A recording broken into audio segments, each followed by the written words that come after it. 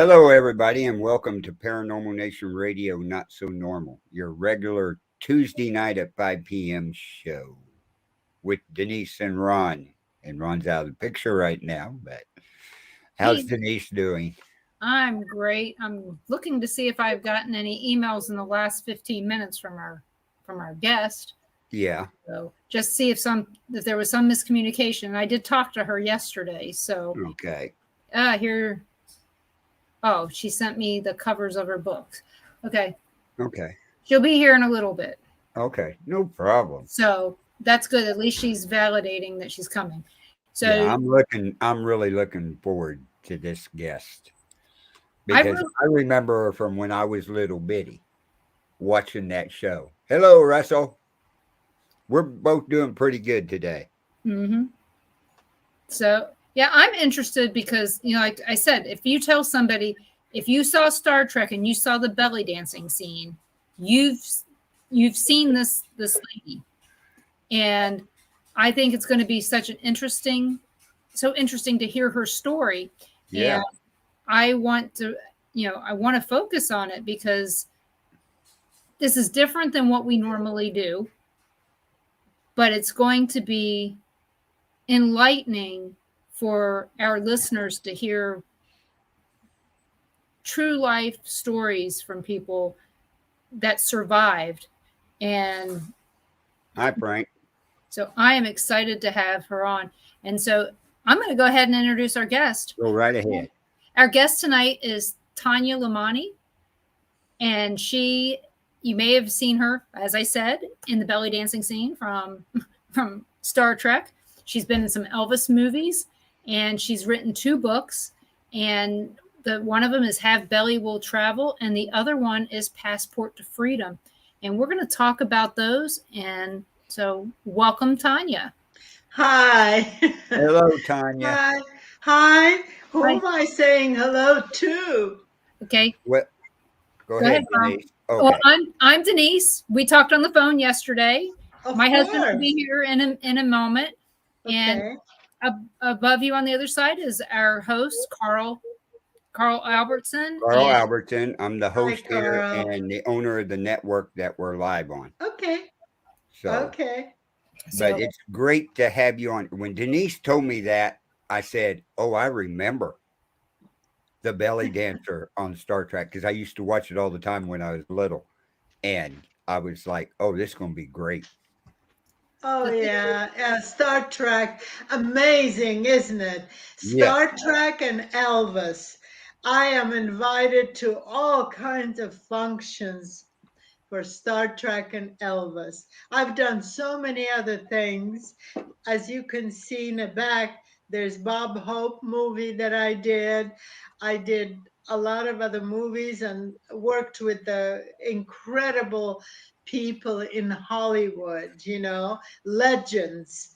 And but Star Trek and Elvis are the ones that are more popular today because of fans that love Elvis and love Star Trek. Exactly. Yeah. How do you now? I know. How did you get into these roles? How did I get into these roles? I explained that in my book. Did you get the cover of the Have Belly Will Travel? Okay. yes, I did. This one, Have Belly Will Travel. My first book really starts with I was 16 years old. I was doing a ballet show because I was trained in ballet. And somebody saw me and they said, "Would you like to go to Las Vegas and dance?" It was summer vacation. I go, "Yes, I do dance in Las Vegas." To me, Las Vegas like going to the moon. And so I wind up there at, I don't know, 3 o'clock in the morning because they needed me there right away. And the next day they were opening a show. So I came in to Flamingo Hotel looking for a ballet troupe.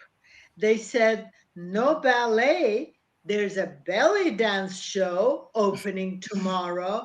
I go, belly dance? I can't do that because my father's going to kill me, you know? So, and before I knew it, they talked me into it. They said, oh, we'll put makeup on you, we'll put hair pieces and lights and all that. Nobody will recognize you. I said, okay. And I wound up being in a chorus, behind. I didn't know any belly dancing, so I was just following the other girls and doing things that I wasn't sure about, but having a dance training, I was able to follow, even if I was watching through the side of my eyes. So before I knew it, after that show, I was asked to do a solo at the Desert Inn and with Pinky Lee. Do any of you remember That Pinky name Lee? sounds familiar. Yeah, he was a comedian and had his own television show. So I worked with him, and after that, I had an offer to go to. I went back to Los Angeles. I had an offer to. I got an agent. My ballet teacher introduced me to an agent. In my mind, I thought he was 100 years old, Mr. Samuels. He's a sweet little old skinny guy from New York, you know. And so I met him, and he took me to MGM and walked right into MGM producers and everything, introduced me and said, she is my next star, and I go, okay, you know. And anyway, I got a job working with Bob Hope. Okay. And I worked in that movie, and it slowly, but I was not a belly dancer in that movie. It was an international affair, it's called. And they had different girls from different countries. So I represented Middle East. Okay. And but I didn't belly dance at all. So before I knew it, I had some other roles. It's all in my book.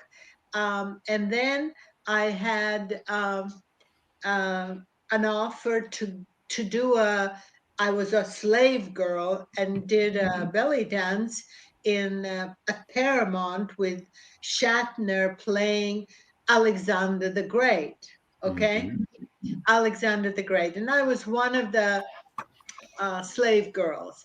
And when I walked in and saw this gorgeous man standing in a little Greek skirt, I said, oh my God, who is that? He is absolutely gorgeous, like a god, Greek god.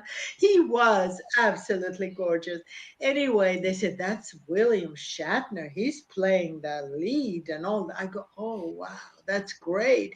So as we were filming, I had a scene with one of the stars. They had lots of stars in that particular. It was a pilot, okay, and so Shatner came over and started asking me to go out. And I said, oh my God, I would follow you, but I can't go out with you. He says, why? I said, first of all, you're married. Yeah. Number two, I'm very young. I was like 16, I said, I can't.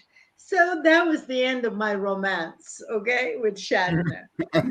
And later I found out that he started seeing this other belly dancer, Marlisa Pons, who later we became very, very good friends. She was not in this show. She just came in on the set to visit.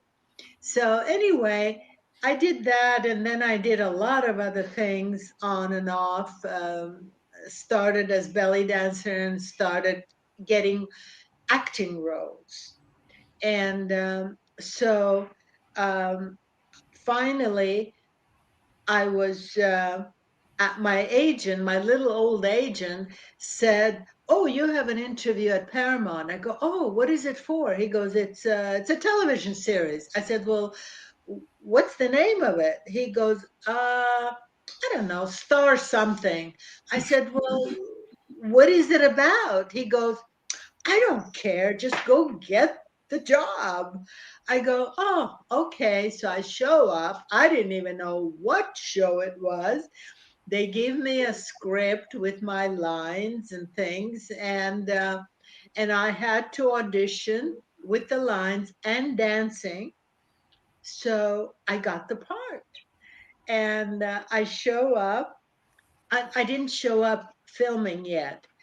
They told me to go to makeup to get my makeup done, experimented, because all the girls were from other planets and I was a goddess of love in another planet. So for 4 days, they had me in makeup. They started with all these feathers, different colors, putting on my eyelashes, putting on my eyebrows, my nose, all over my face. And I kept sneezing, and they kept sending me to the director, Joe Pevney. He looked and he goes, "Less." So this went on for 4 days. Every time they did my makeup, it was less and less and less. And finally he says, "I don't want any feathers or anything. I want to see her face." So finally I got my face normal, and I went on filming. And we were filming, and when we finished filming, oh yeah, and I met Shatner on the set, and I didn't know if he remembered me when I was introduced to him. Oh, he goes, "Oh yes, I remember you. You were in Alexander the Great." I go, "Oh yes, you remember." He goes, "Oh yes, I remember." He's a big flirt. Okay. Oh yeah. So anyway, I went home after we finished filming, and I get a phone call. Shatner. He goes, "Oh, I'd like to take you out to dinner." I go, "But I can't. You're married. I don't go out with married men." He goes, "No, I'm going through a divorce." So we went to dinner, and all night long, all he did was talk about his wife and the girls, his daughters. Okay. He went on and on. So I was a good friend listening to all of that, and he convinced me that I said, "Go and talk to your wife. She'll take you back." He goes, "No, she won't. This is it." I guess he did that many times. So I think she was fed up. I don't know. But anyway, after that, we started dating, and we had a lot of fun together. He was a lot of fun.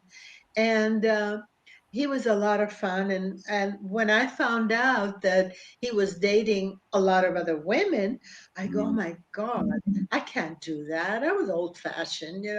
So anyway, that was it. That was it.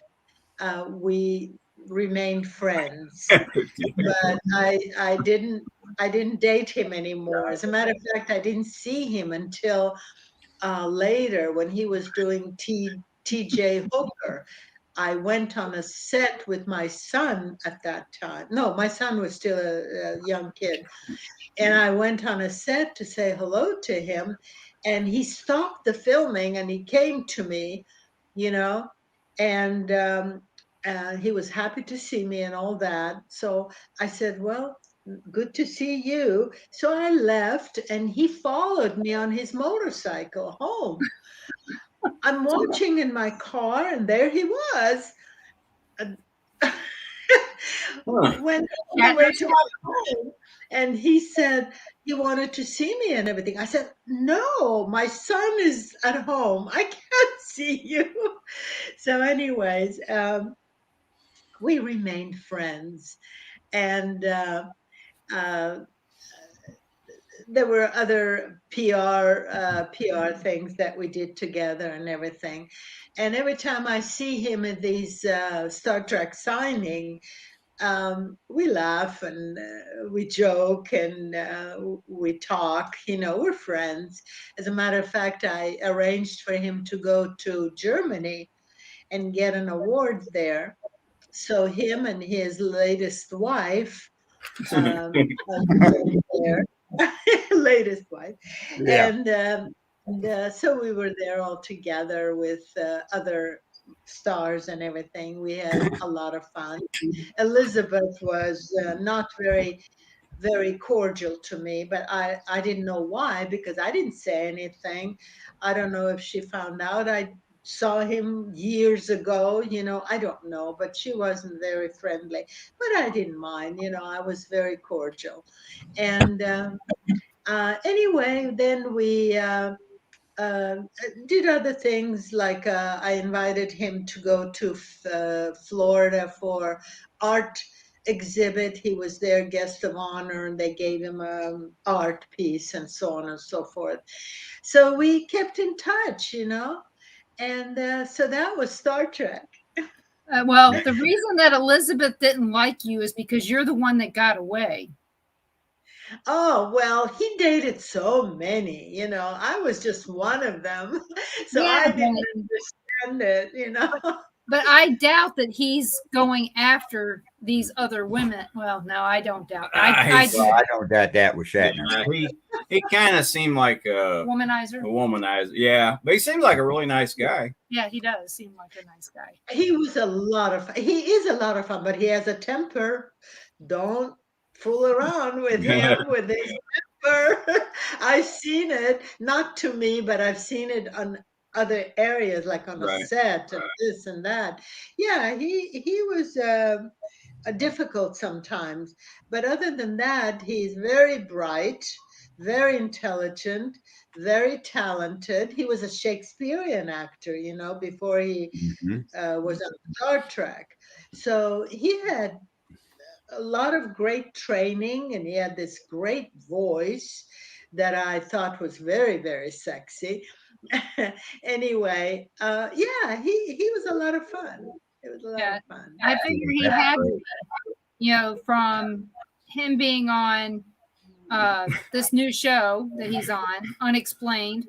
I know you haven't seen it, but he makes a lot of funny facial expressions, on stuff that's. Would you believe there's people out there on outer space that are visiting us? Yeah, it's just the way he says it, and his facial expression is funny. Yeah, he keeps you interested. Yeah, they he's do an it interesting all man. topics. So, can you imagine at age 90 he went on a capsule? I mean, that takes a lot of guts. Oh yeah. How old is he? 90. Is he really? Yeah. Oh, yeah, he did. 90 or 91? Wait a minute, 90? I think 90. Yeah. He's a young 90. He's a very young 90. Yeah. So as you said, you played a role representing the Middle East. How did your family get to Iran? Oh, well, it's in my second book, Passport to Freedom. I just finished it. I printed some copies for my family. There it is. Isn't that beautiful cover? Yes, it is. I like that.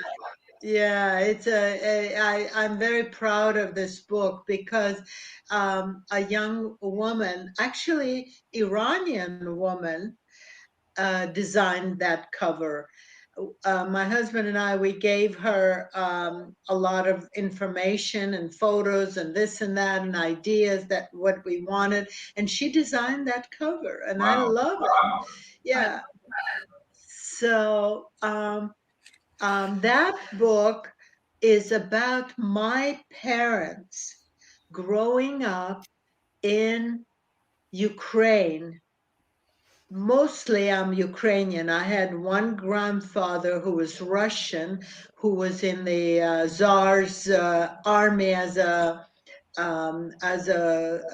officer and executed by the Reds. Okay, so he was Russian, but he was married to my Ukrainian grandma, and my father's side also Ukrainian. So I'm mostly Ukrainian, and I do have a small part of uh, uh, the grandfather that was from Iran, but he was Assyrian, Christian Assyrian. Mhm. So Assyrians, they were a mixture of different things. So I do have some kind of a Middle Eastern in blood in me. I very little, but I do. Okay. Mhm. So, but mostly Ukrainian. So the book is about my Ukrainian family growing up, and through my uncles, grandparents, my cousins, my parents, the stories that they told me, some of them from even recently from Ukraine, before Ukraine was bombed. I got information, photos that were over 100 years old, and stories that I got all the stories and I put them in a book. And through those stories, we discover the horrible things that they experienced during Lenin and Stalin Oh yeah. in Ukraine. And so when my parents, and it's not a documentary, however, you learn a lot what Lenin and Stalin were saying and professing to people to get them enticed into under their grip. They lied to people. They promised freedom. They promised lots of work. They promised lots of food. They promised uh, uh, uh, equality. They said they're not going to have poor and rich. It'll be equal, but they forgot to tell people that everybody's going to be equally poor, you know? Yeah. So as time went by, of course, people were dying of hunger on the streets. People were oppressed.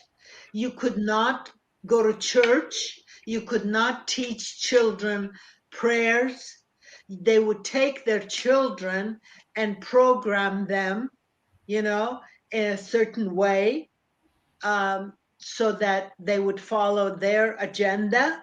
Okay.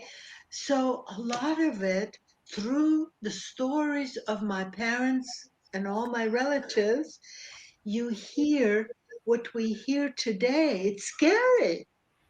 It is scary. Okay. Yeah. So I feel that if people read my book, the ones that don't know what's happening in the world and in this country, they might see something that will trigger them to question things, you know. And that, of course, was one of my reasons to write this book. But mainly it was history of my relatives, my parents and my grandparents, and the whole thing for the family. So I printed enough books to give my relatives, and it says it's for promotional purposes only. That's the thing that you saw, and for my family. But I'm going to, last year I went to Patriots Award, and I met Dan Bongino and Janine Perot, and Oh, really? stories. I Oh, I wow, love yeah. Dan Bongino. Yeah. I Oh, love he's his amazing. Yeah, great people. So Yeah, and I met them, so I pitched them the story, but I didn't have the book yet, you know, last Wow. year, and they were interested in reading. So I'm going again this year, taking my book and handing them the book, hoping maybe they will help me get a good publisher, because I need a publisher. I'm trying to look for publishers right now as we speak. My husband really helped me with things. You know, he's helped me a lot with this whole book by helping me with research, by fixing all the photographs, the old photographs that were not that good. He fixed them. He put them in a book because they're all in the book, lots of photographs. So this book that I have has photographs in color, actually, a lot of them. Wow. And they're gorgeous. And the book came out beautiful. I'm very proud of it, you know. So this is when my parents, like for instance, my father's grandfather, he had a farm and he was well-to-do because he started with nothing, but he grew and built a farm life, and he was doing very well. He had cows and chickens, and he had a big farm, and he had wheat, and he was selling, he was making sausages and selling them all over to Ukraine, to Russia, to outside like Poland and other places. So he did very well for himself.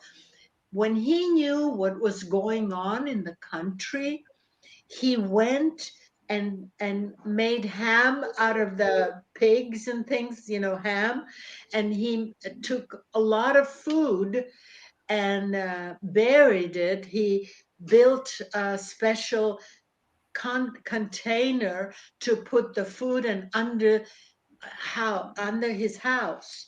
So when the poverty was all over the place and people were dying on the streets, you know, and they would come sometimes knock on his door, can you spare a piece of bread or whatever, you know, he would go into the basement, take some food and feed the people secretly. Okay. Oh, wow. Yeah. So I mean, there's a lot of stories, what people did, you know, a lot of amazing stories that I have in this book, you know. So my grandfather, my father's father, also suffered from the people, because they came to his farm and took most of his things, you know, and um they were asking for gold. They said, you've got gold. And my grandfather says, no, I don't have a gold. So they drag him to jail. They beat him up. They left him in jail for a while trying to get the truth from the gold, you know. And he kept saying he does not have gold. So anyway, after a while, they let him come home, but he was never the same. And his picture only picture that I have is in the book. The reason for that too is because in 2013, my house burned down to the ground and I lost everything, including a lot of photographs, you know.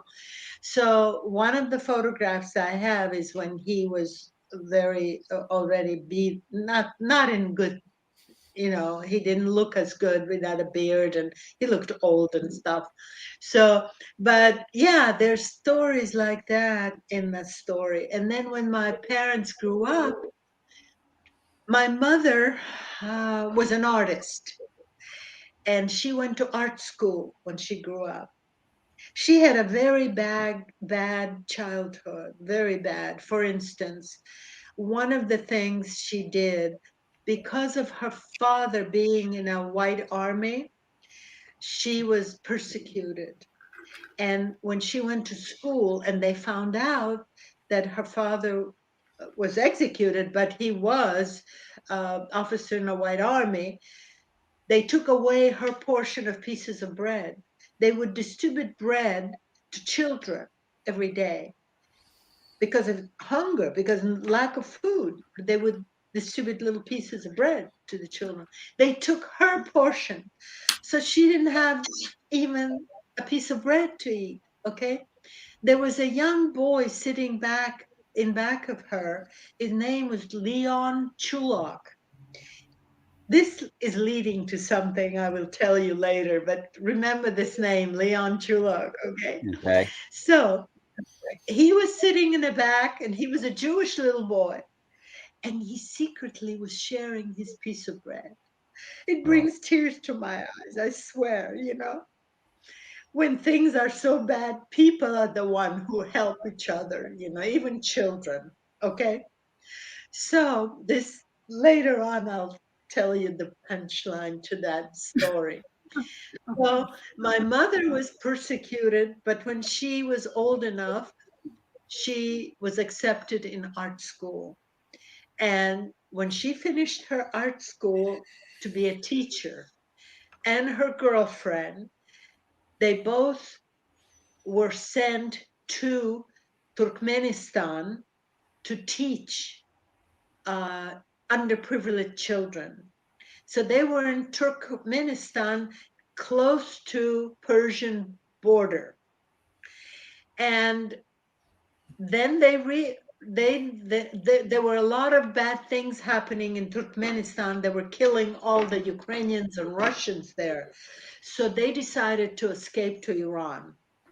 The parents did not know, relatives did not know what happened to them. They disappeared on them. So they thought they died. They were killed, But my mother and her girlfriend, over these huge mountains in the snow and horrible conditions, animals, they had nothing. They had few pieces of bread, a knife, a compass, that's it. And they went through a lot of interesting stories that is in my book. And they finally survived and got into Iran. And once they got in Iran, they almost were raped by some Persian peasants, but they said my mother was an amazing woman. You'll read about her. She was a survivor. Because they lost everything, the only thing she had was a compass, okay? So when these two guys wanted to attack the two girls, pretty blonde, blue-eyed girls, Ukrainian, and my mother decided to show them the compass, and she was going, see, they couldn't speak Persian or anything. So the two guys, they thought it was magic. Okay. So when they wanted to grab it, my mother took the compass and threw it far away. While they were fighting over the compass, they ran and hid behind the big rock. Then the two Persian people, husband and wife, were passing by. They picked them up. They took them home. They were lovely people. They fed them and everything. They cleaned them up, and they took them to town, and they helped them get a job in a hotel in Persian little town. So her girlfriend fell in love with one of the very wealthy client there that came to that hotel, and took the girls to Tehran, to Iran. Okay.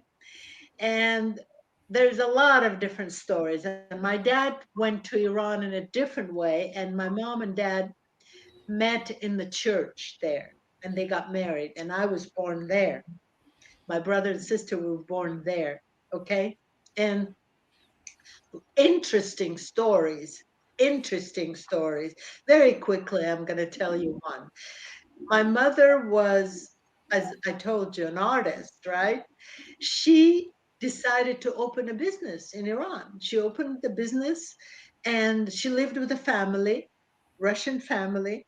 And the lady and her, they opened this shop.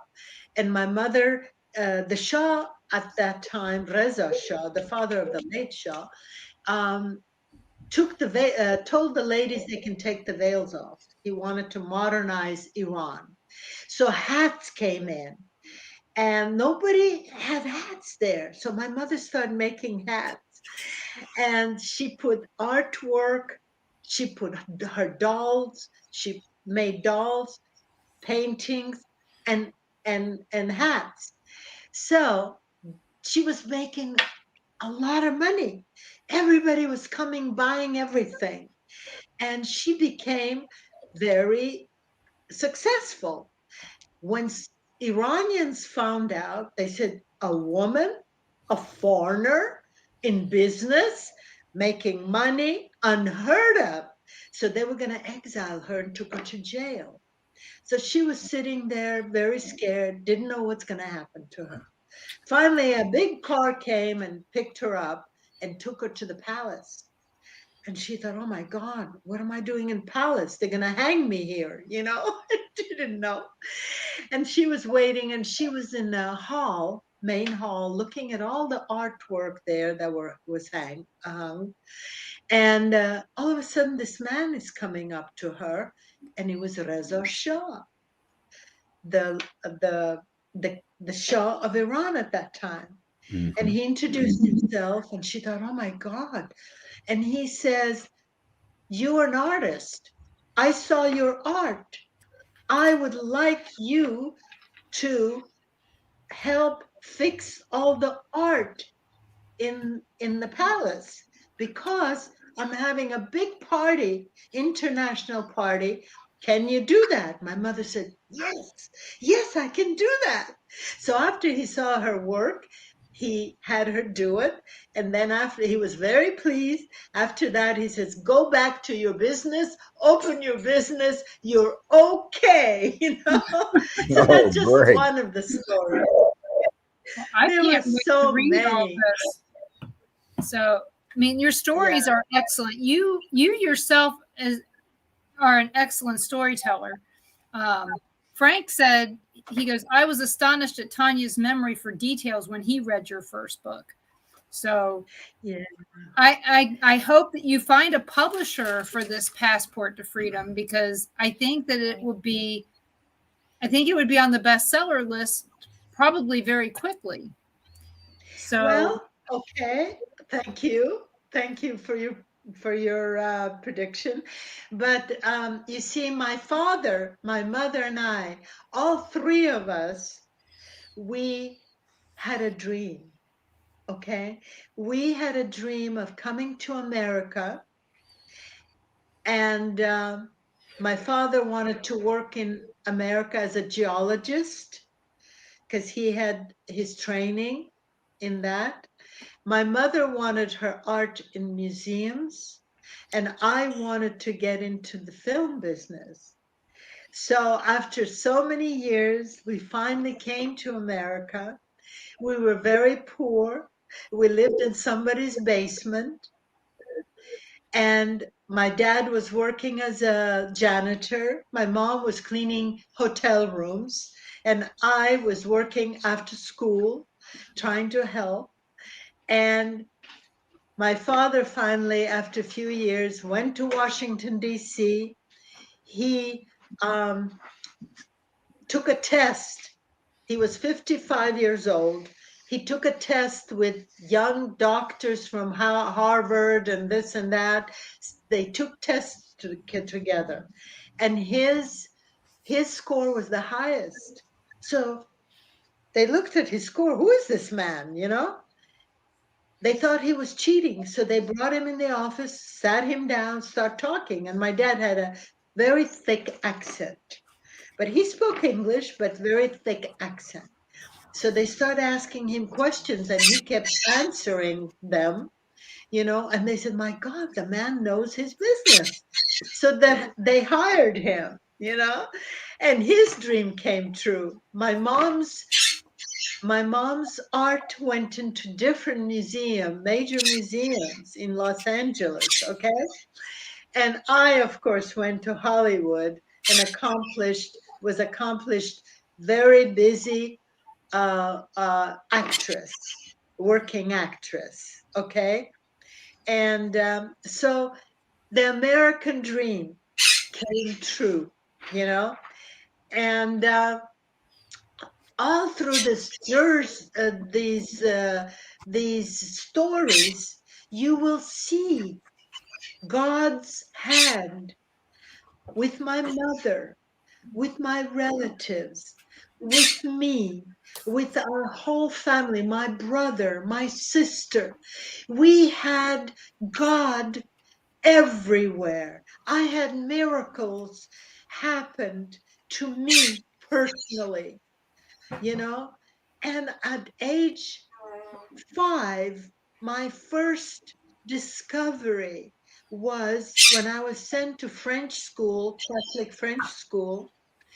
I would come home and I would pray every night, and my dad would be there, and I would pray and pray, and and then when I finished praying, I would kiss like that all around me. My dad says, "Who are you kissing?" I go, "I'm kissing angels." And he says, "Where are the angels?" I go, "They're around me everywhere," you know?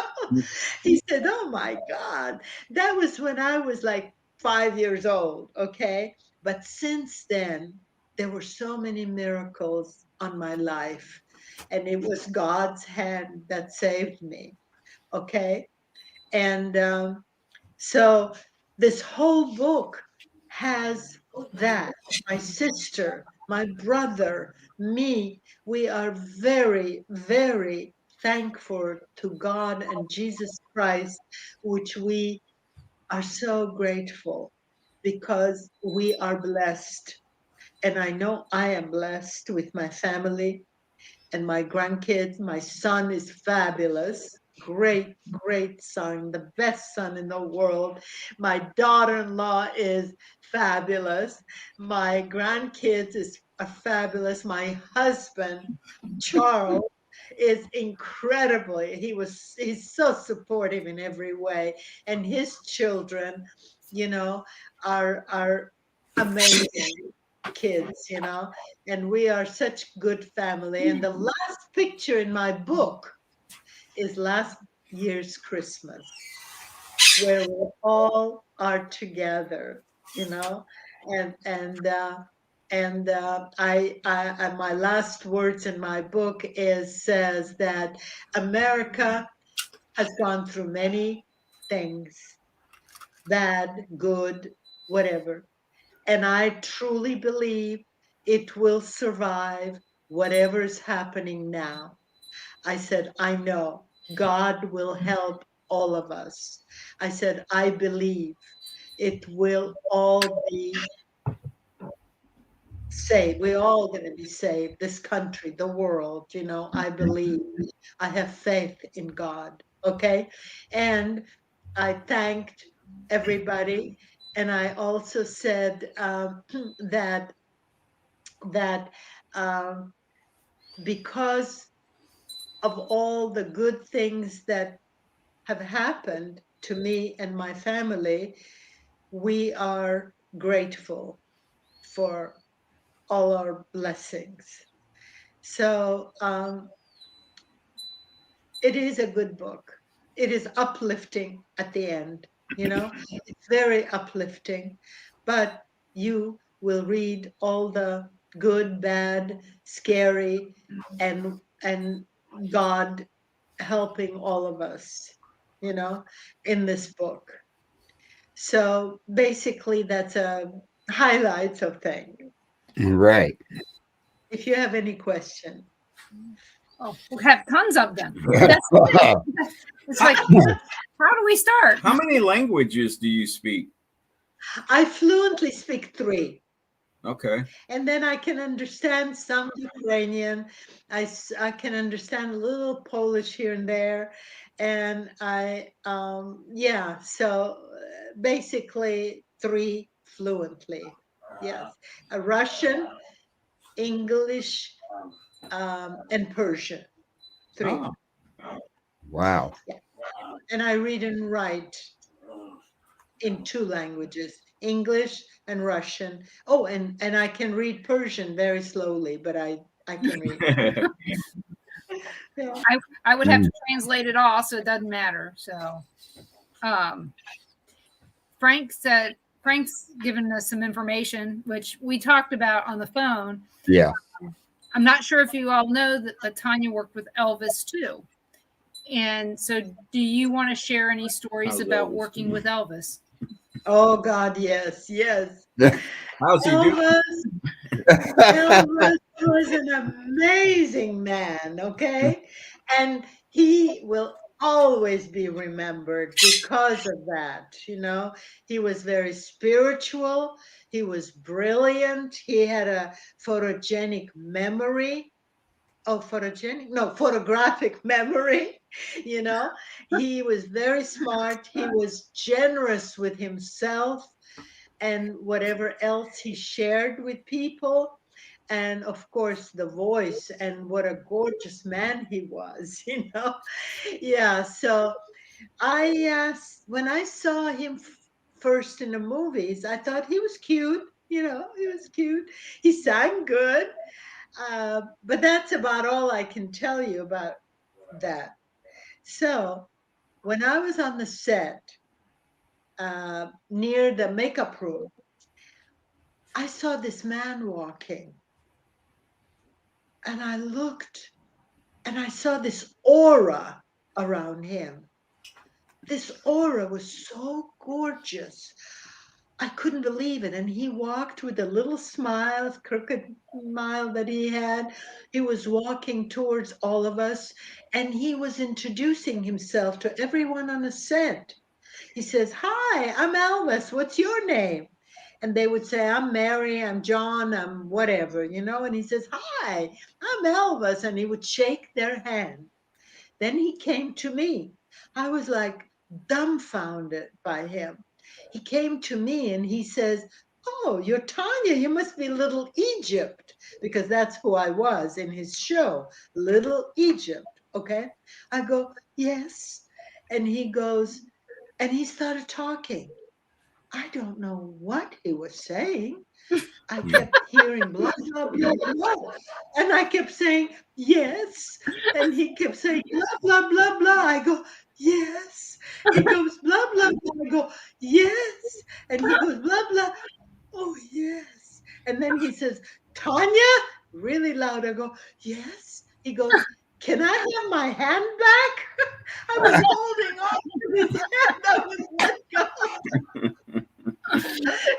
Oh, Yeah, that was my first thing with Elvis. Okay, that was my first introduction to Elvis. Then, of course, we were filming, and he was very funny, and very sweet. And he was singing, and I was dancing, doing my dance. Okay, and because in those days you could not show your belly button, okay, they would always put something in your belly button, like a flower. This time it was ruby, you know, because he sings about ruby in my belly, you know. And they put a little red ruby in my stomach and glued it up. But every time I moved, the this ruby flew off. Yeah. So Elvis would have to stop, and then they would put the ruby back, and this happened over Well, and over and over. But he never lost it. He would laugh and smile. Are you there? Oh, here we yeah, are. we're still Yeah, here. we're And here. yes, he would laugh and smile, you know, and make jokes. And he would, some of it was like, my belly, Tanya, my belly, you know, and he would say this and that and the other. And, you know, working with a lot of big movie stars, they were all prima donnas. If something like that would happen, they would go into their dressing room and sit there and say, "Well, call me when you're ready," you know, yeah. that kind of a thing. Not him. He was sweet. He was right there, starting to sing over and over again, you know.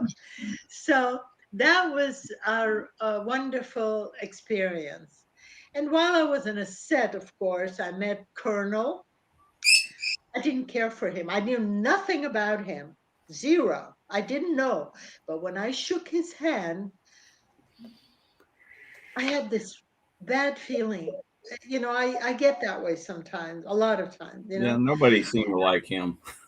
Well, I didn't know why, Yeah. because I didn't know anything about him. I just got this weird feeling. So I didn't say anything, you know. And as I was sitting there, I also heard this one black gentleman came to Elvis and gave him this music sheet. Okay. And I didn't know what it was about. And they were talking about something. And Elvis says, yeah, leave the music with me. And I found out through somebody that it was the first time he looked at this piece of music. Of course, later I realized that maybe he'd seen some of it before. But at that moment, he only saw that piece of music, which was the latest piece, you know? And so then the next day, he was filming If I Can Dream in a white suit. If you see that show, you'll see him standing there singing If I Could Dream. This song brings tears in my eyes. I love that song. It's so Elvis. He's the one who wanted to do that. Of course, Colonel didn't want him to do any of it. He wanted Christmas songs, Christmas show. But um, Steve Bender, the producer, and Elvis helped Elvis to confront Colonel and do a show which is called 68 Comeback Special. Elvis 68 Comeback Special. That was in 1968. Okay. And it had amazing dancers doing group dancing, jazz, and everything. It had great songs, and it had this one song, If I Can Dream. And when I saw Elvis do that song, he finished singing the first time. He turned around to his guys, musicians, and he says, hey, so-and-so, I don't remember which one it was. He says, you missed one note. I'm sitting there. I'm thinking, not did he only learn all the words, but he knew every note in that music piece when he sang, you know.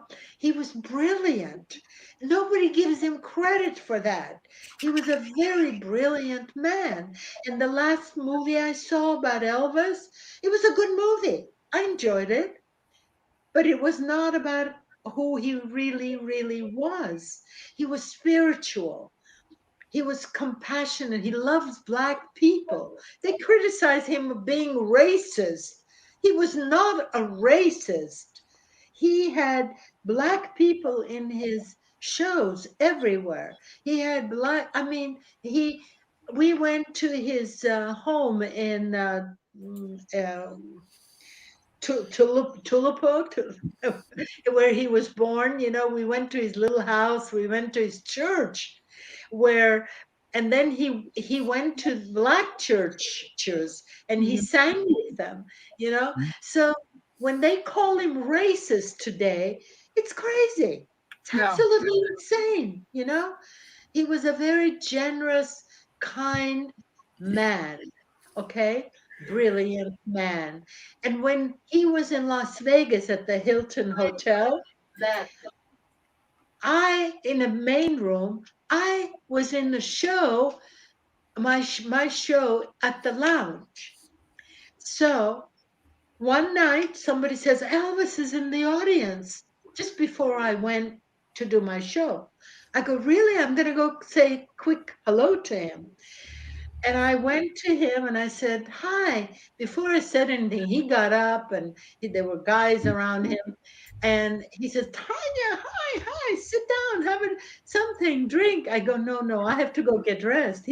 I said, are you here to see the checkmates? Because the checkmates were the people performing. They're a pretty big group before my show, you know. He goes, no, I came to see your show. I go, my show? He goes, yeah. I said, oh my God. And I knew I had to sing in my show. I did a medley of 3 songs in my show. I danced, a medley, I did jazz, I did, you know, a show. So I go, okay. Oh, wow. I was nervous. So I went and put my sexiest outfit on. And when I did the songs, he gave me a standing ovation. That's Elvis for you, you know? He gave me a standing ovation. Of course, everybody stood up for me, you know? So that was just one of those things that he did to people he liked. And he liked me. He invited me to see his show. He invited me to different times for, you know, when they had breakfast and things like that. And we talked. And he picked my brain because at that point I did already a lot of acting roles, and I also did a lot of plays. I was in a theater. I did a lot of different plays in the theater. So he was picking my brain because he wanted to do different films in a serious roles. So he asked me questions and I gave him some pointers. And I even told him, I said, you know, you should actually do a play, do a theater. You'll learn a lot. It really teaches you a lot of depth, you know? And he says, I can't do a play, you know. He was very famous and he just couldn't expose himself to a small theater, you know, where you really learn a lot. So anyway, we had a lot of discussions. I gave him some pointers. We became good friends, okay? And I got to know the man. So that is some of the stories I have in my books about Elvis and who he was. Yeah, and that's in the book, Belly Will Travel, correct? It is in there, and I have some stories in my new book as well. Okay. I don't have to go into a detailed information about a lot of my stories that I have in Have Belly, but I do have some stories. Because yeah. I had to show in my latest book that I did become a successful actress. Okay, so I did show some of the credits, and so that's why. Yeah. Well, of course you have to. You can't get much more American than Elvis Presley. Yes. Yeah. Yeah. My dad had every album Elvis ever made, except for the last one because my dad died before, just a year before Elvis, and my dad took us to see every movie with Elvis in it. So Oh yeah. we knew it. How We many knew it movies all. did he do? I have no clue. All I know is that we were always at a movie for Elvis That was at a some lot. point. And, you know, Blue Hawaii, you know, I don't know how many times I saw it. I don't know how many times I've seen Jailhouse Rock. You know, I can't even tell you. So, but I hear an Elvis song and, Yeah. and I'm transported back to being 9 years old. So, yes, Yeah. my Yeah. parents went to see Elvis in Madison Square Garden the second show of his last time there. And it's the last Oh. date I remember my parents going on. So, like I said, I think everybody has an Elvis memory that was born before 1970. Yes. Yes. And you know something very quickly, it is in my book, extensive information. My brother, I had him over on a set when I was filming, and he fell in love with Elvis. My sister and my brother were there. And my brother, he has the most incredible voice. So he knows every song.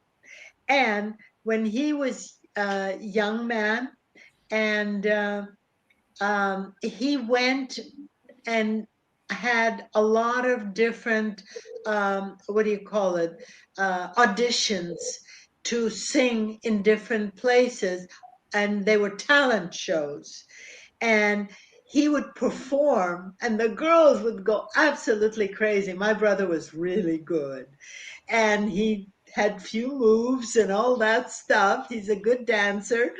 So he was He won first prize, second prize, and they were like $100, $50. That helped him during his school and everything else, you know. So to this day, we had a party in our backyard, before COVID, and we had a guy who sings Elvis. He's a tribute artist in our backyard singing with his live band. And my brother got up and sang, and he was really good still, you know. Wow. So yeah, we have connection to Elvis and his music.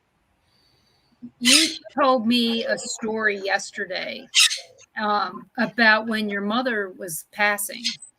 You said something about her brother came to visit. You want to tell that story? Yes, yes. My mother, well, there's another story that is even better than that. When Okay. she was 4 years old, it is in the book. She loved her father, who was the officer in the White Army. Okay, she absolutely loved him, and he loved her. They were so connected.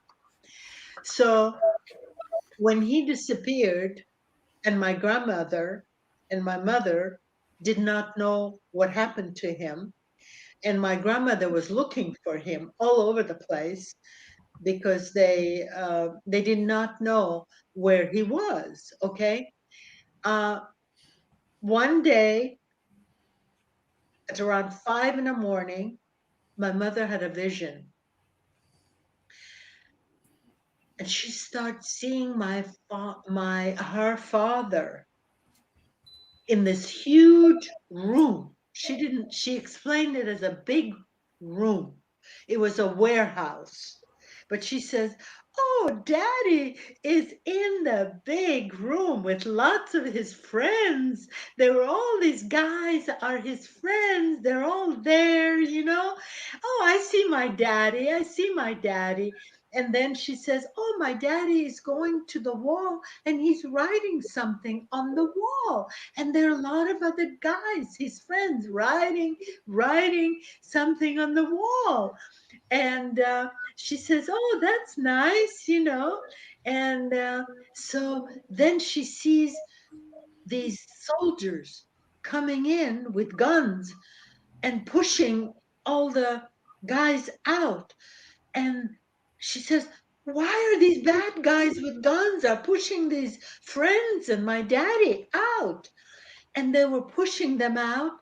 And she says, "Oh, they're outside. They're standing in front of this big hole. There's a big hole and they're standing there." And she says, "Oh, Daddy's praying. Daddy's praying. Daddy's praying, you know." So I'm sorry, somebody at the door. I don't know who. My husband will get it. And uh, she says, "I don't know, my daddy's praying, you know." And then she says, "Oh, these guys are shooting all his friends. Oh, my daddy got shot. My daddy's shot. My daddy falls into the hole." All of them fall into the hole, and she's screaming and crying, "Daddy, daddy, daddy." And then her mother comes and she starts calming her down. She says, "You're having a bad dream." And my mother wakes up and she says, "No, no, not a dream. I saw it. I saw my daddy, you know." And her mother calms her down. A week later or so, my grandmother finally got information where these guys were held in this big warehouse. It's a far away, it's a snow, and she goes to that warehouse and she sees it's an empty warehouse. Okay.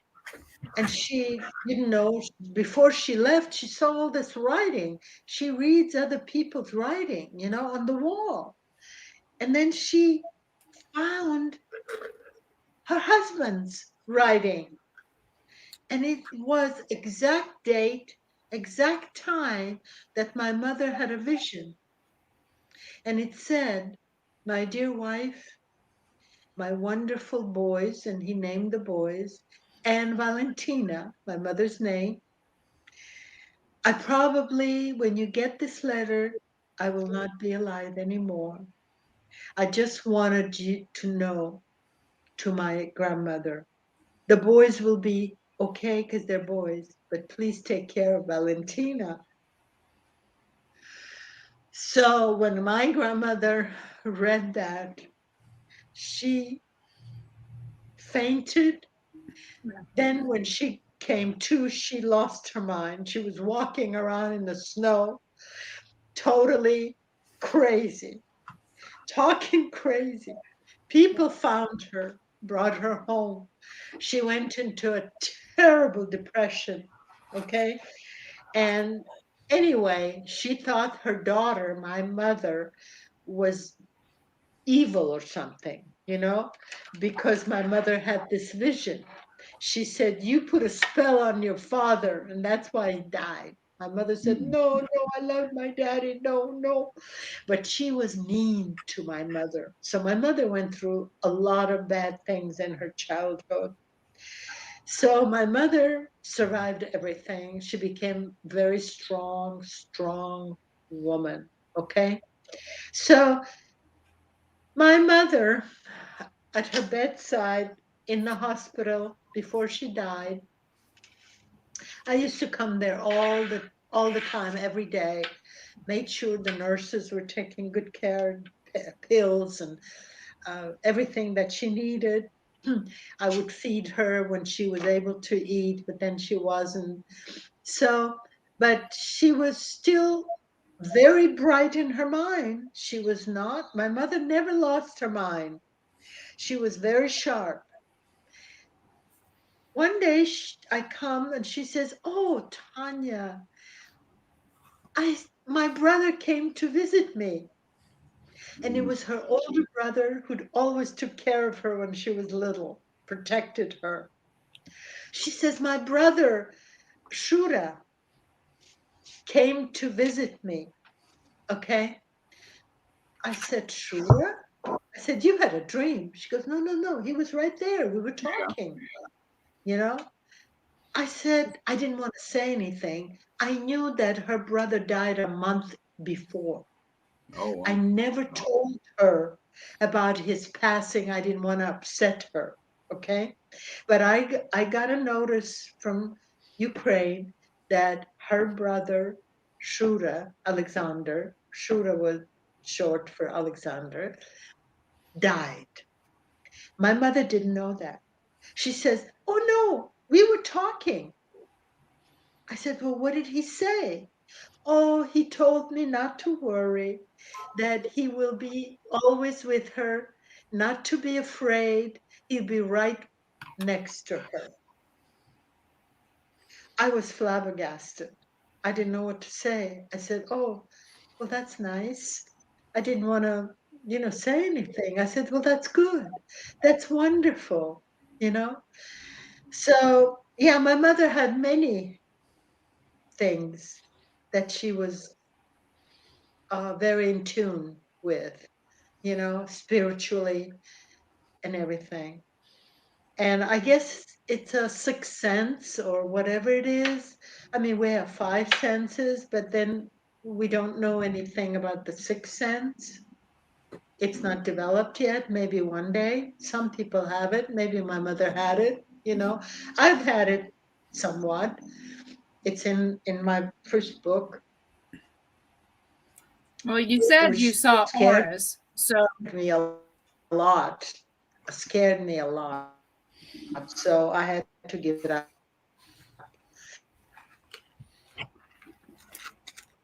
Because it's a scary feeling if you have something like that.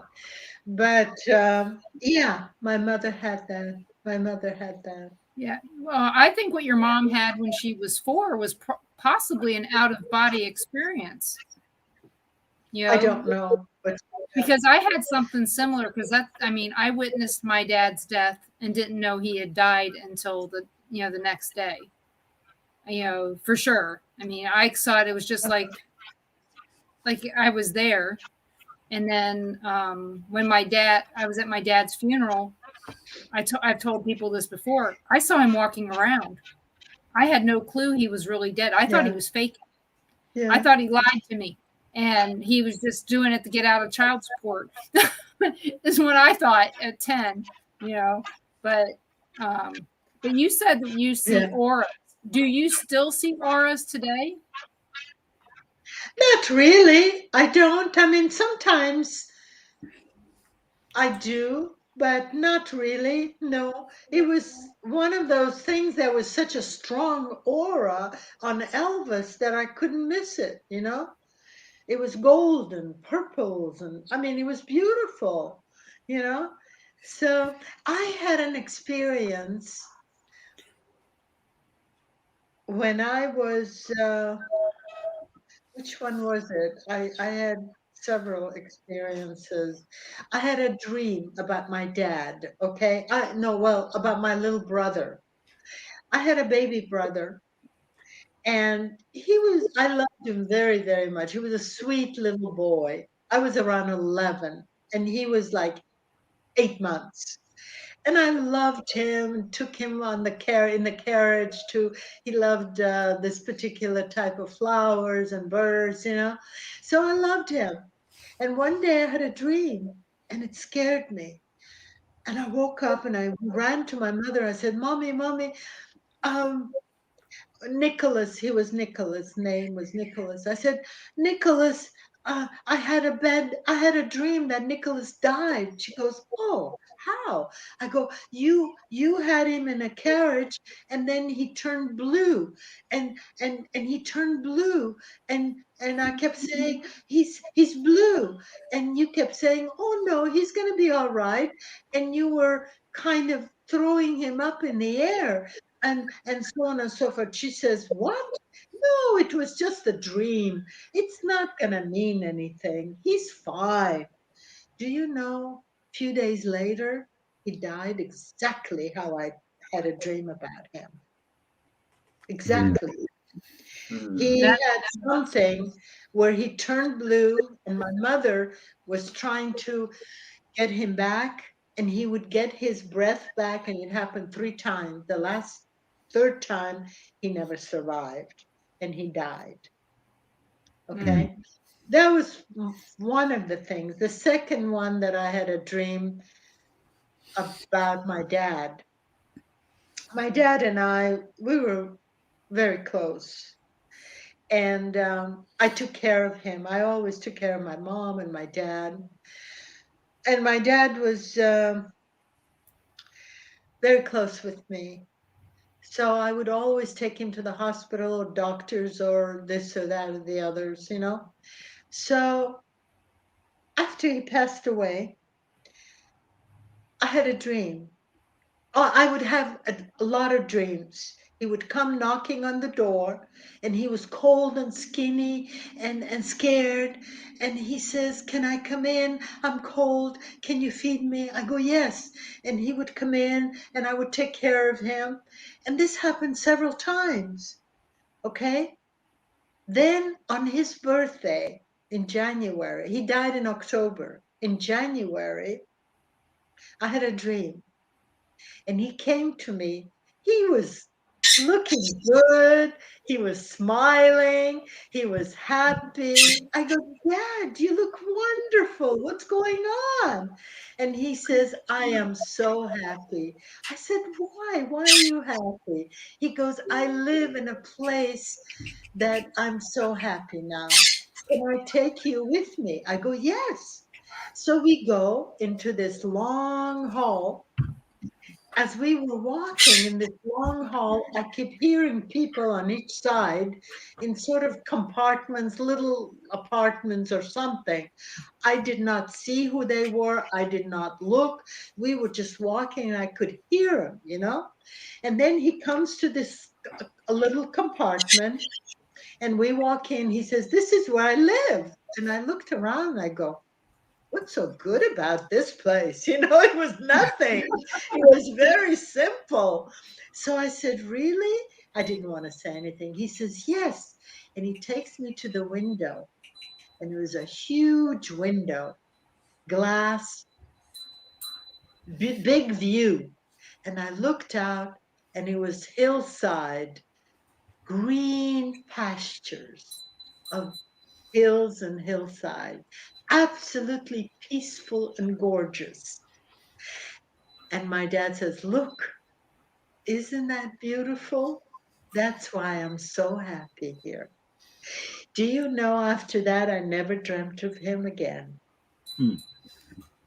Wow. I think he was trying to tell me he was doing okay, wherever he was. So you're telling us that you have prophetic dreams. So that is very interesting. I have a cousin that she has those, and some of the things that she tells me is just amazing from what you can gather from someone's dreams. Mhm. Yeah. And if they Yeah. make you feel better, that's even better. Yeah, it made me feel better. Yeah. And one more thing that happened to me, I had a minor surgery, and they I think they put me out on something. I don't think it was a full-time thing, but it was some kind of a thing where I wasn't bright, it was like it was a dental thing. Anyway, so I have this vision, and it was not a light at the end of the tunnel or anything like that. It was something different. It was, I saw people, silhouettes on each side talking. I couldn't see faces or bodies. It just silhouettes of people on each side. And then I was looking out front, and I saw this light, a nice, like a light, not a tunnel of light at the end. No, it was just a bright light. And I know I heard God speak to me. Okay? I heard God speak to me, but not in a voice, but mentally. It was not like I heard words from him speaking to me. I didn't even see more or less the face. I just saw something. I didn't know what it was. But mentally, I heard a message. And he was saying, I said, what's happening? He goes, nothing. You are blessed. You are blessed. Not to worry. And that was it. So I am very much believer. Okay? I'm a great believer. And I'm very blessed to be able to do that. Still, I'm almost speechless, and I'm never speechless. Right. And I don't tell that to too many people. When I have interviews, and a lot of interviews, I don't talk about it. Something that I don't talk about. I'm glad you did, because it's strange. Last night I had a guest on my other show that he said that God speaks to him too. So apparently we have a theme this week. God speaks to me, and I'm glad to hear that it's not just one person. Right. We always want to know, why not me? Well, yeah, we don't need to worry about that. We now know that 2 people in 2 days. What are the odds? Yeah. He picks who he wants to communicate with at the time. Well, definitely. And you are. I am blessed, but a lot of people think, well, maybe it's something that you wished for, and maybe subconsciously I did. I don't know, but not consciously. I didn't go sit there and say, oh, I'm gonna wish for this or that and the other. I haven't done that, So subconsciously, maybe, I don't know. Maybe I did and God answered. I don't know. I just know that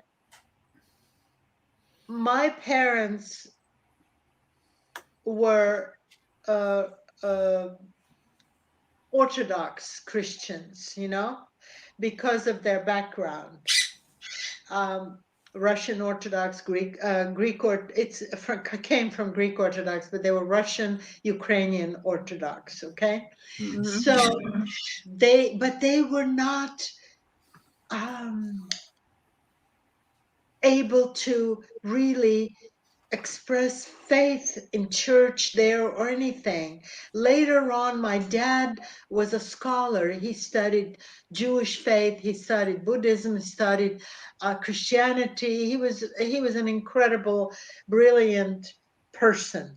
Okay, and so he studied all the religion, and we all believed in our religion, but we went to church, but we were not really that, how can I say, that religious. We were religious, but we were not super religious because of that background. Although I have reached out to the church many, many times, and many times because I believed. And I would go to Russian church. I would pray all the time. I put candles and everything, I did all the things. Easter was my favorite holiday. Easter was a big deal in Russian Orthodox church, Ukrainian Russian Orthodox church. So Easter was a very big holiday for us. Christmas was good, but Easter was more of a religious type of a thing. Right. And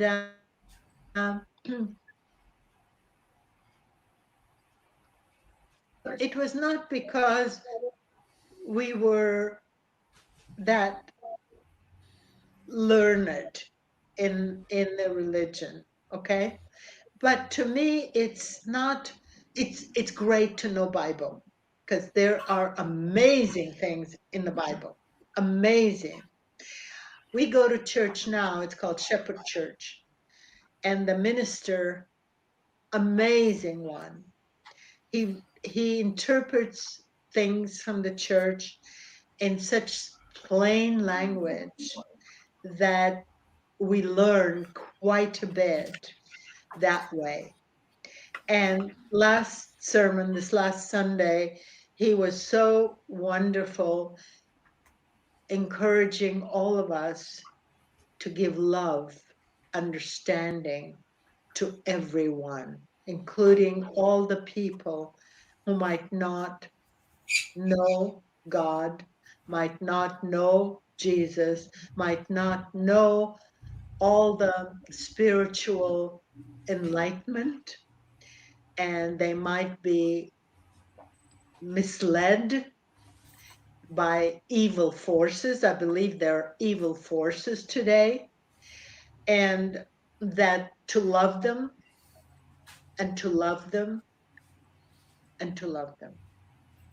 And basically, that was his sermon, and I really try to do that. It's not easy, because people sometimes don't want to hear you. They think you're a fanatic. I'm not a fanatic. I'm not. Trust me, I'm not.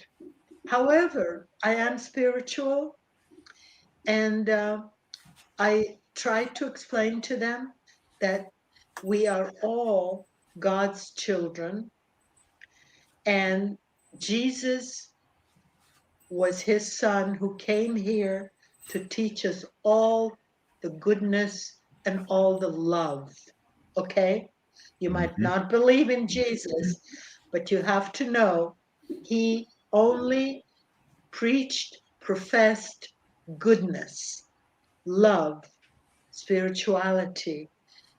He was a good teacher to all of us. I said, if you could learn that, you would be better person in the world, because he knew nothing but love for all of us. Okay. So basically, that's all I can tell people. I can't say anything else. Besides, I thought about God way long time ago. And I said, this earth, when we didn't have airplanes, we didn't have ships, we didn't have post office or anything to write letters. We had no idea if we lived in this part of the earth. We did not know what's happening in the other side of the earth. But there were people there living. We lived here.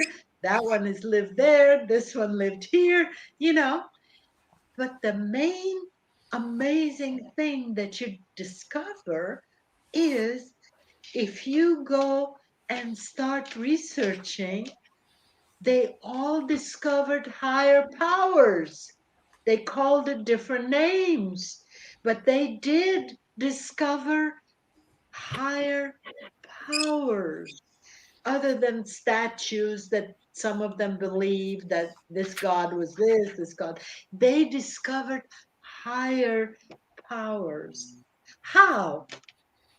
Without ships, airplanes, mail, any communication from each other. How? Exactly. God has Exactly. that We information. got a theme going this week. Mhm. So Frank says he's curious. He wants to know what you dressed up for Halloween. Oh, she frees up. Yep, it froze Yeah, up. she froze up. Well, we'll wait. But I hope everybody's enjoying the Halloween show. is great. Okay, I like Halloween. I think it's for the kids, and go. I used to go to Halloween parties at the Magic Castle because they give It's a Magic Castle. It's an old castle where they have had and they still do have incredible party, and the costumes would win first prize and the whole thing, dancing and costume and everything. But other than that, I sometimes go to private parties, but I'm not that much of a Halloween person because a lot of my life I had to wear costumes, okay, for different No. things. And Yeah. if I do go to parties, but I didn't wear any costume this Halloween. No, I stayed home. I didn't go anywhere. I could have, but we didn't. Okay.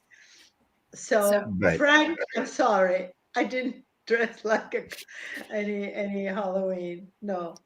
well, I tell you, you have inspired all of us, I believe, oh yeah. not only to love others, but to when your book does come out, we'll be watching for it because it's going to be an amazing story to read. And Have Belly Will Travel. I haven't read it, but I guarantee I will find it and get a copy to read because No, what you sound should like an do, amazing person. email me your address. I will mail you the book because you don't want to go to Amazon. I don't care for them too much. And besides, they charge a lot of money for my book. And okay. And yeah, so just give me your address and I'll mail it to you and I'll autograph it to you. I've Wow. got Okay. your email, so I will do that. And Okay. you just Appreciate that. I love your attitude. It's not an attitude that I would think that I would be hearing out of somebody who worked in Hollywood. How long was your career in Hollywood? Well, I worked from age 16. At 24, I got married and it slowed down, but I still worked through 70s and some 80s. Okay, in 80s.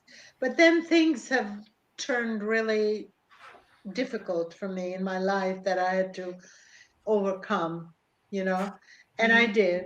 I overcame. So my career just kind of veered in a different direction because I was started to work behind the camera. I was a location manager. I did some directing, producing, writing.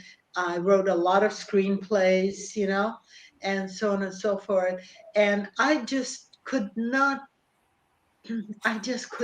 bring myself to carry my photograph or get into auditions again and all that. I just couldn't do it. I said to myself, no, enough is enough. I had enough. And then once in a while, a director or somebody would contact me. As a matter of fact, I have someone I'm working with, Kevin Sorbo. You might know him. Yes. Yeah, Hercules. Yeah. And Colin Heaton. Colin Heaton is an author, many books. We work together, and they're Christian people, and it's refreshing to work with people like that who are honorable, not Hollywood, because Hollywood just, I don't know. I don't know where they are. I really don't know. I feel sorry for a lot of talent in Hollywood because they are prisoners of Hollywood. If they don't play games with them, they can't get a job. Right. And it's sad, we watch it all the time and just wonder. We do. There are a lot of people who do not agree, but unfortunately, we need to have different opinions, but we have to do it sensibly and not with hate, because hate only divides us. Maybe that's what they want. I don't know. And if we divide it, we become weak. And we, the people, we need to stay strong. We, the people, have to unite, even with different points of view. It's okay. Exactly. It's okay. I welcome anything that's not the way I think, the way I feel. I want to hear it. I want to know it. That way I can communicate with you. But just, if you start hating each other, you can't do that. You can't. You cannot do that. Okay? So if you cannot do that, how are you going to solve problems? How can you do anything positive? Positive. I'm a positive person, and I would do anything to help anyone to be positive, So that's how I feel today.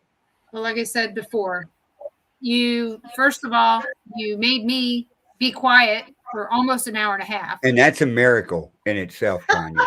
Keeping Denise quiet. That's impossible. I'm gonna have to rewatch this. I don't know. Maybe I talk too much. No. Your story is inspiring, and it's amazing. And I have to respect you for all the stuff that you've done. You worked for your American dream. You got what you wanted because of hard work and determination, and your parents' hard work and determination. Not everybody can say that today. There's a lot of people that get to where they're going not because they worked for it, but because they bought it. You're like me and Ron and Carl out. We've worked for everything we have, and we're grateful for all that we have. And we're positive about that. We're positive to other people. And it's good to know that there is somebody out there in Hollywood land like us, not just giving in to all the stuff that's, see, everybody knows me. Yeah. Yeah, it's quite rare to keep Denise quiet. But Oh, I had to put that up there. I didn't mean to okay, do that. my question to you. my question to you, Tanya, is what did you expect moving from Iran to the United States? Were you surprised at how we were over here compared to over there, or what? Yeah, was a culture shock. Yeah. Oh yeah, it did. It was a culture shock, but I wasn't shocked. I was young. I tried to adjust. I tried to be American. Okay? I did everything in my power to be American. Not always succeeding because in Hollywood, they always cast me as an exotic person or something, or foreigner or something like that. I was not a typical American girl, you know? So there was this kind of a prejudice against me in those days. Maybe today it wouldn't be. Things have changed since then, but in those days, they all only accepted all American girl for roles. And I Right. had to be cast in roles that were exotic. They call them exotic. I don't call them exotic, but they call them exotic. Yeah, today they Yeah. call that stereotypical. Look at me. Do I look exotic? Actually, I you look look normal. no, You you look look beautiful. beautiful, Tanya. You look beautiful. Oh, thank So you. But you're I probably mean, exotic. I don't know what exotic means, but I was different. I was different. Okay. did you meet your husband in when you were living in Hollywood? The one that I'm married now, What I didn't know you were married more than once. So twice before. oh, I okay. was I was married to the father of my son, and he passed away. And I was married to a conductor, Italian conductor, America, lived in America, but from Italy, orchestra conductor, Carlo Spiga. Unfortunately, he was an alcoholic, a very abusive one, Mm. and I had a very difficult time. Mm-hmm. And I tried very hard to help him, but I couldn't help him, you know. There's no way. I tried and tried and tried. No. I almost died because of it. Spiritually, mentally, physically. I worked really hard at that point in a film business behind the camera, 16, 17 hours a day. I was whipped Mm. emotionally, physically, in every way. Yeah. The last time I confronted him, it was actually another miracle. Okay, I call it a miracle. He had a concert at a place where they had an old church that the monks used to live and go to. And while my husband was rehearsing an orchestra, I went to that little church. I was so beat up emotionally, mentally, spiritually. I didn't know which end is up. Okay. So I went to that church and I sat there and I tried to pray. There was nobody there. I was the only one there. I sat there and I prayed for I don't know how long, maybe over an hour or whatever. I cried and prayed and asked God. I said, I am totally lost. I have no will. I don't know what to do. And I don't know what to do with my husband. I don't know which way to turn. Please help me. On the way home in the car, my husband asked me how was his concert. Usually I would say, oh, it was great. This time I was critical. I said, you know what? It wasn't as good as it should be. He looked at me like he was a very angry man. He didn't know why I said that because I've never said that before. Anyway, we came home and he started drinking and getting drunk and again, all that. And he was abusive. I was scared, and he would get drunk and abusive until 3, 4 o'clock in the morning. So I was scared. I couldn't go fall asleep. I didn't know what he's going to do. All right. So the next day, I confronted him. I had the power that God gave me to confront him. I said, Carlo, his name was Carlo. Carlo, this is the last time I'm going to tell you. If you're not going to go and get some help from Alcohol Anonymous or anyone, I will have to leave you. He started laughing and making fun of me and this and that. I said, no, I mean it. I'm going to leave. So he didn't believe me, but I had the courage. I had called my girlfriend. God bless her soul. She's no longer with us. And she and I packed, and he just sat there watching. Where's my breakfast? No, he didn't have breakfast or some lunch or something, I would give it to him, and he just sat there. And the truck came. They took all the stuff. Before they left, he started crying and begging me not to go. I said, I won't, if you're going to get help. And he said, no, I don't have a problem. You have a problem. I go, then I have to go. I got that strength from praying and God giving it to me. And I left. And he would threaten me, call me. I said, no, if you get help, we'll talk. He never did. He was very, very mean to me when we went to court.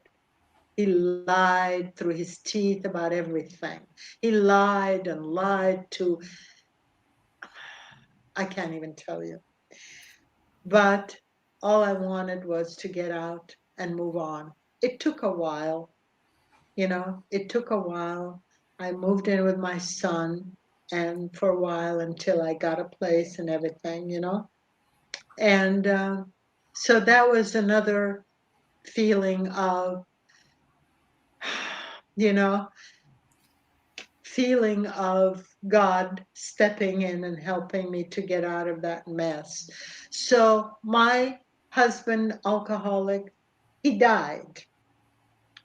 He was not a well man, and I took care of him.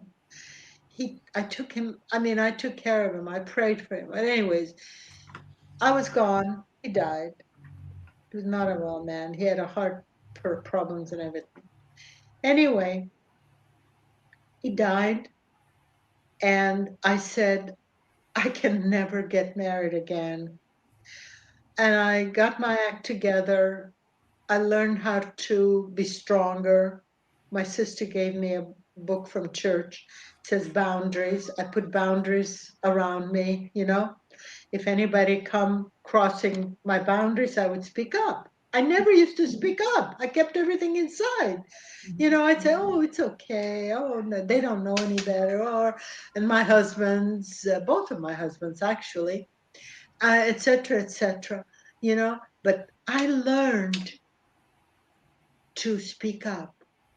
So, but I said to myself, I know I don't want to get married again. And I had friends, we would go out and girlfriends and some men friends, just friends, So I went to Elvis's event. And that's why my husband and I, we say Elvis introduced us. I went to Elvis's event, and because I wasn't supposed to go there, okay?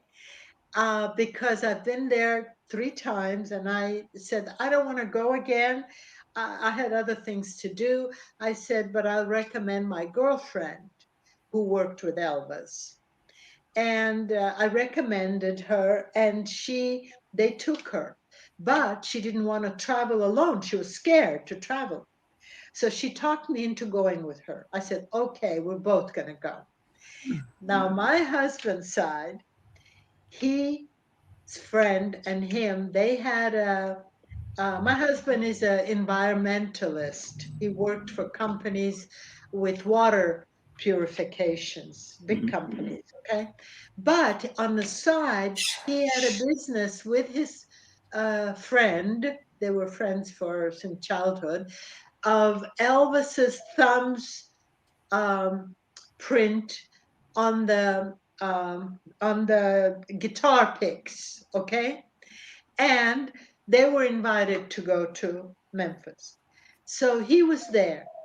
Then at the end of the whole event, I was invited to go to dinner by Elvis Enterprises. They had like 12 people there only. And there was one seat left, and that was next to my husband. So I sat down, and he and when I saw his profile, I didn't even see him yet. I felt some strange feeling like, I said to him, you know, to myself, I know this man. I didn't know him, but I said, I know this man. And then he turned around. I go, no, I don't know him. Of course, I don't know him. But we start talking, and we had so many things in common. Mostly, we talked about our parents, our fathers, and this and that, family, And we just clicked. And I left, and I thought, oh, what a wonderful. I didn't know if he was married or not. I thought, oh, what a lovely man. I would like to be friends with him. I didn't know if he was married or not, because I didn't know. We didn't go there, So I went home. About 6 months later, I get an email from him saying, I'll be in Los Angeles, because he lived in Pittsburgh. I will be in Los Angeles. Can I take you out to dinner? I go, okay. I thought, well, that's nice. He was a nice man, of course. So he came, we went, until 5 o'clock in the morning, we talked. And we had such an amazing connection. And he told me he was not married, that he was with a woman for 16 years, and he had a biological son, and he had 4 other kids, her kids, that he brought up. So he had 5 kids that he was a father to. They all adore him. And I knew he was a good man. When I heard all that, I said, he's a good man, And then he started flying in to see me every 2-3 weeks from Pittsburgh. But he was taking care of his father at the time. His father was elderly. And there was a conversation where he wanted to move here. I go, no, you cannot move here because you take care of your father. He needs you. You can keep coming, and we can get together. And after several months of him flying, we finally got together more closer. And my family loved him. Okay. So that's how we met. And then when his daughter got married and I went there and we brought all his things here, we got married. It was 10 years ago in July. And we're still married. He's very spiritual, always has been, So we have a lot in common. We had dreams, as a matter of fact, that are exactly the same dreams. He had a dream, I had a dream. And we talked about it, and he goes, what? And then he started describing. I go, yes, and this and that and the other. And we realized we had the same dreams, that we were sometime, one of the dreams, we were in a yellow fields of flowers and everything, and hillside. I was older, which he's younger than me now. I was older, he was younger, and he was following me. And another one dream that we were in a barn, And again, I was older and he was younger, and we were digging some holes there or something, playing, you know. So we had these incredible connection together. So we are very happy together. I am so blessed to have him in my life. Very, very blessed. It sounds like That's amazing. What's your theory on the two people having the same dream at the same time? What's your theory on that? Because me and my brother had the same thing happen to us when we were little. Me and my brother. You and your brother? Yep. I don't know what it means, to be honest. Exact same dream. I started telling him about the dream, and then he would finish, you know, what I had seen or said, and then he would start talking, and I'd finish. And we figured out we were seeing the same thing. Yeah, exactly. I don't remember what the dream was, but it was weird. not now anyway. So it is amazing. It is really amazing that this happens, you know. We had the same dream. Yeah. It was amazing. And we were both young. We were both young, and I was always older, and I'm still older. No, you're not. You're not. I always tell everybody, trust me, he's younger. Yeah, we may have been together almost 40 years, but I'm still 29. I'm never getting any older. So okay, math doesn't bad add at up. math. Yeah, you were together for 40 years. We've been almost 40. So 40? we met when. Good for you. Yeah, we met when I was almost 18. It makes them sound creepy when I say that. You know, so Frank says that you had your dreams, that it's like kindred spirits. Some people also call it twin flames. Maybe you were meant to be, and that's how I feel like about us. We were meant to be. Well, yeah, as far as the dreams, I don't think I could have the same dream as, say, my neighbor across the street. There's just not a strong enough connection, I think. I don't know. No. But there is with your brother. Yeah, my brother. Maybe you have. Yeah, maybe you have a connection to that person from whatever reason that you don't know and they don't know. You know, we don't know. We don't know a lot of things. Mm-hmm. We don't. We really don't know. It's true. It'll all be told to us when in the future sometime. Right. No. Exactly. Well, Tanya, are you appearing at any events anytime soon? Not this year. Not this year, because I have been extremely busy doing some other things that I had to take care of. And because California is crazy. It is a crazy place, you know.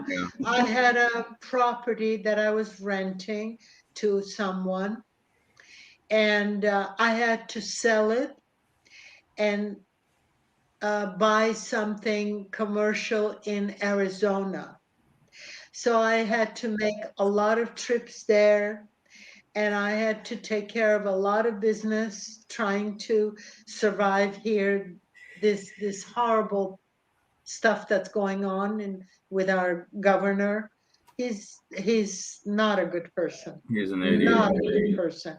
Very selfish, very impressed with himself, very evil, actually. I think he's possessed. The guy is, if you ever stare at his eyes look like he's possessed all the time. Yeah, I think he's possessed in what he's doing. He's also Yeah, because he's making your guys' lives out there in California just terrible. Nothing he's done. Horrible. Well, I mean, it's happening all over this country. To help anyone in this country. Yeah, it's bad. It is really bad. He wants to be a president. You know, God help us if he. It ain't gonna happen. Ain't gonna happen. No. It's not. Well, we have to. God is in control. It's not going to happen. Exactly. Yeah. Yeah. Exactly. In fact, that's Yeah, what somebody just said. God is in control. Yeah. Oh, yeah, I see that. Also, somebody had a message saying, I was hope, Yes. Yes. that I was hope. And I Yes. thank you so much for that, that someone said that to me about me. Oh, that was Jane Clark Gilmore. Yes. This lady's hope. And Thank you, she's Jane. from Thank you. England, oh, right? Jane. No, Jane's over in Scotland. Switzerland, I believe. Oh. Sweden or Switzerland she's or She's the one that somewhere just over came there. back from Turkey. We go. Our show is worldwide. We go Uh-huh. worldwide. Oh, you go worldwide. Yeah. Amazing. Oh, yeah. And like I told you at the beginning, I own this network. This network is called the Bill of Rights Network. Glasgow. Yeah. Glasgow, Scotland. Glasgow. Oh, I was there. Yep. Oh, Glasgow. Jane, Yeah, that's I where love Jane's from. Scotland. Glasgow. Yeah, I love Scotland. I was there. Yeah, It was Yeah, that's one amazing. country I'd like to go to. Here you go. Frank says there are Yeah. some South American countries Newsom can be president of. Yeah, no kidding. Yeah, Yeah. let's get rid of him. That would be great. Yeah. It would be wonderful, wouldn't it? Well, I'd like to. Last year I was invited to England again several times. That last year, I to Star Trek to sign autographs, and after that, after finished that whole thing, my husband and I, we took a train to Scotland, and we enjoyed it so much being there. That's why I wanted to say that, because Jane is from Scotland. I love that country. It was beautiful. we'd like to go there. Yeah, we have one of our co-hosts and co-producers that lives in Wales over there. Uh-huh. He's coming to the United States here in December. I'll believe it when I see it. I do too, but that's what I've been told. Oh, he's coming to visit or move? No, he's coming to live. He's a U.S. citizen. Oh. Yeah, don't let him come to California. No, he's going to Arizona, actually. So, well, you said Arizona he's going? Yeah. Is he? He's got a job down there. Oh, okay. Well, you know what? We have 3 minutes left. I want to thank Tanya for coming on the show and sharing her amazing stories with us. And if you ever want to come on and talk again, just let me know. We'll get you on. I think this was probably one of our best shows. And next time I have laryngitis or something, I'll definitely call you, because we don't have to say a word. No. We just open it up and let you go. And I think that you were very entertaining and very serious on the subjects that needed to be serious. I am impressed with you a lot. Oh, yes. Very much. Thank you, Denise. Thank you, guys. It was my pleasure to find, you know what, you might enjoy talking to Colin Heaton. He's a published book, lots of books. He's a Kevin Scorbo and him are good friends as well. You know, we're working together. I will search him out and tell him that you recommended him to us. And what are you wanting to do? Get back on this computer. You got a tricky mouse. Yeah, you have to. Yeah, it's a long story over here. But another one got blocked. No, she's got a twitchy mouse. Oh, she's got 3 computers up. Yeah. It goes. Yeah, you know me. I have to have everything up. I know. Okay. But thank you so much. And I'd like to invite everybody to come back and check out all the shows on the Bill of Rights Network. You can join us next Monday at 7 p.m. Central for the Paranormal Pride. And again, I don't know who my guest is. I'll have to go look at my calendar, but I got somebody great scheduled. I can guarantee. Okay, let me ask you, Denise, if I wanted to put this interview on my Facebook, is there any way I could do it? Yes, I will. Okay, I will get you a link and I'll send it to you. Okay, I'll put it on my Facebook and maybe LinkedIn too, you know? I will definitely do that. And, you know, I've been getting a lot of views on LinkedIn lately. So we'll get it out there for you. So, and then you can join us here. And so everybody, next Tuesday, we are going to have a show, but on this show, but we're only going to do how long are we doing next Tuesday? I think we're going to do an hour and a half next Tuesday night, because after that, we're going to cover on our next show, The Conservative View, the election results from all over the country. Yep. Oh, yeah. Okay. Good. So we're more than likely not going to have a guest. We're probably just going to talk paranormal. Yeah, we'll just BS back and forth. Yeah. Okay. So check us out at 5 p.m. next Tuesday for that. I will try, but I'm going to be going to Florida, and I will not. I don't know where I'll be at next Tuesday. To be honest, please, enjoy your vacation in Florida. Have a great time. And Carl, you want to say your goodbyes? Yeah, everybody, thank you for watching and your comments that came in. Tanya, I want to thank you very much for coming on this program. I mean, it was fantastic. But check out the Bill of Rights Network on Facebook and all our shows there. Bill of Rights. It's called Bill of Rights. I thought it was called Paranormal Pride. That's the name of the show. The network. Tanya, we're live on 8 different platforms right now. Bill of Rights. And Network. it's a network. Okay. On Facebook. All right. On Facebook. And okay. YouTube. And Tanya, whenever you do find a publisher for your book, let me know where it's at. We will put your book on our shows. Okay. I love the name of that book and the stories that are going to be in it.